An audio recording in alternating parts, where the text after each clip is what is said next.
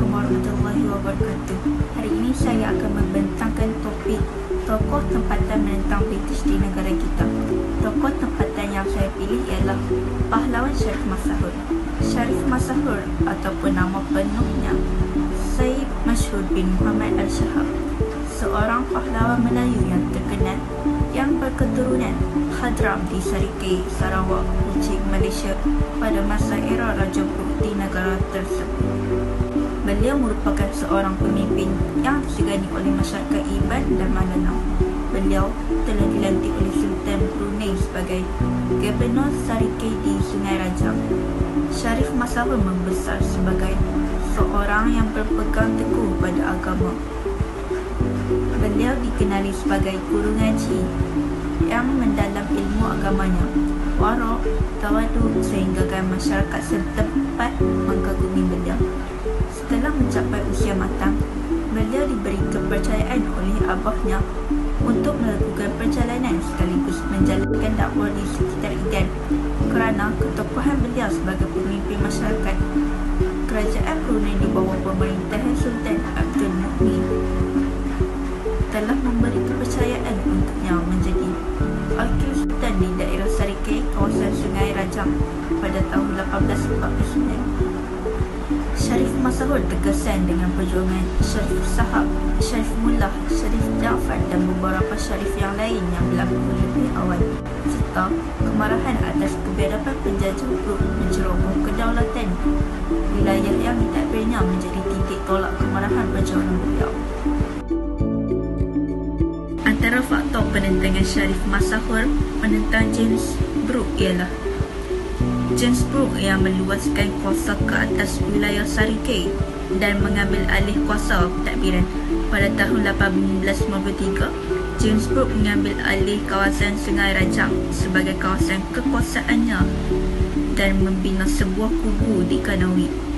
Tindakan Brooke ini menggugat kedudukan Syarif Mazahur. Beliau kemudiannya membuat pakatan dengan Datuk Petinggi Abdul Ghafur untuk mengusir Brooke dari Sarawak. Penentangan Syarif Mazahur terhadap pemerintahan James Brooke juga disebabkan pembatasan kuasa dan haknya. Pada tahun 1855, beliau menyerang Mekah. Beliau berjaya mengusir keluar pembesar tempatan yang menyokong James Brooke. Syarif Mazahur tidak dapat mengalahkan pasukan tentera Charles Brooke, anak saudara James Brooke, dan berundur ke Mekah. Pada tahun 1861, Syarif Mazahur ditewaskan dan dibuang negara ke Singapura. Setelah dibebaskan, Syarif Mazahur menuju ke Selangor untuk membantu Raja Mahathir dalam Perang Saudara yang dikenali sebagai Perang Kelang. Pada tahun 1859, mereka menyerang kubu British di Kanawi. Dua orang pegawai British iaitu Henry Steele dan Charles Fox terbunuh. James Brooke segera tindak balas menyerang Kanawi. Beliau mengajar orang Melayu dan Dayak menyertai pakatan tersebut. Orang Melayu dan Dayak yang terlibat dalam pembunuhan dua pegawai British itu dihukum mati. Pada tahun 1860, Syarif Mazahur mengadakan pakatan sulit dengan Datuk Petinggi Abdul Ghafur dan pengiram Temenggung Hashim Jalil dari Sadong untuk menggulingkan dinasti Brooke di Kuching. Syarif Mazahur menggunakan jalan laut untuk menyerang Kuching dari arah barat, manakala Datuk Petinggi Abdul Ghafur pula melancarkan serangan dari arah timur. Sekali lagi, James Brooke berjaya mematahkan serangan Syarif Mazahur dan kapal-kapal perangnya ditenggelam. Syarif Mazahur sempat melarikan diri ke Brunei. Akhir sekali, kedua tokoh ini telah dibuang negeri oleh James Brooke. Antara faktor istana, British menggunakan istana untuk memadamkan kebangkitan masyarakat tempatan. Faktor yang kedua ialah British berpakat dengan Belanda. Kedua-dua pihak bekerjasama memadamkan kebangkitan masyarakat tempatan. Faktor yang seterusnya ialah kelemahan strategi. British menggunakan pelbagai strategi untuk mengatasi kebangkitan masyarakat tempatan seperti kekuatan tentera, senjata moden, memecah belahkan pakatan, menggunakan istana dan tipu daya. Faktor yang keempat ialah penentangan bersifat setempat, tidak meluas ke seluruh negeri. Faktor yang kelima ialah kelemahan teknologi. Senjata barat lebih canggih berbanding dengan senjata yang digunakan oleh masyarakat tempatan. Faktor yang terakhir ialah sokongan. Tidak menyeluruh dan kurang sokongan dari pihak istana. Antara usaha yang boleh dilakukan ialah dengan menanamkan perasaan bangga menjadi rakyat Malaysia. Hal ini kerana kebanggaan bagi seseorang yang berjiwa merdeka adalah apabila mereka dapat mendirgahayakan tokoh-tokoh pejuang Malaya terulung ke setiap penjuru alam.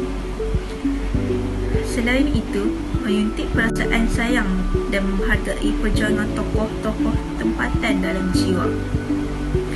Hal ini penting untuk disemai dengan mengenali tokoh pejuang terdahulu yang dapat kita lihat di dalam buku atau di mana-mana sahaja. Seterusnya, menjadi anak muda yang bersifat patriotik yang sentiasa memahami dan menghayati sejarah negara. Dengan ini, mereka akan menghargai dan tidak melupakan pejuang-pejuang negara yang telah berjuang. Di samping itu, menamakan bangunan dan jalan utama negara sebenar nama tokoh-tokoh pejuang negara.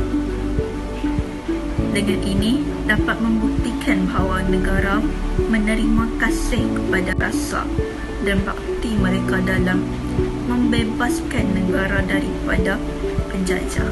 Akhir sekali, kita perlulah bersama-sama berganding bahu untuk membangunkan negara dan harus tabah menghadapi cabaran yang akan datang. Dengan ini, Malaysia dapat menjadi sebuah negara contoh di mata dunia. Semangat juang yang tinggi dan tekal merupakan contoh nilai terbaik ditunjukkan oleh para pejuang yang bangkit menentang kuasa barat. Sikap keberanian dan tidak gentar dengan musuh merupakan kemuncak semangat yang ditunjukkan oleh para pejuang terdahulu. Kita hendaklah mempunyai jati diri ampuh dan tidak tunduk kepada tekanan pihak musuh dalam sesuatu perjuangan. Kita hendaklah berani mempertahankan tanah air dari dijajah oleh kuasa-kuasa asing walaupun kita hidup dalam berbilang kaum. Kita hendaklah bersedia tampil diri di barisan hadapan dalam depan musuh-musuh negara di mana juga berada. Melalui pelaporan tugasan kajian ini, saya dapat mengetahui latar belakang Syarif Masahur, faktor yang membawa kepada penentangan Syarif Masahur, faktor kegagalan perjuangan masyarakat tempatan dan usaha menghargai perjuangan tokoh tempatan. Saya berharap melalui pelaporan ini, semua orang akan menghargai jasa tokoh tempatan kerana tanpa mereka, negara tidak akan aman seperti sekarang. Saya juga berharap agar semua orang dapat berganding bahu dan bertanggungjawab dalam mengukuhkan perpaduan yang ada di Malaysia agar ia kekal aman.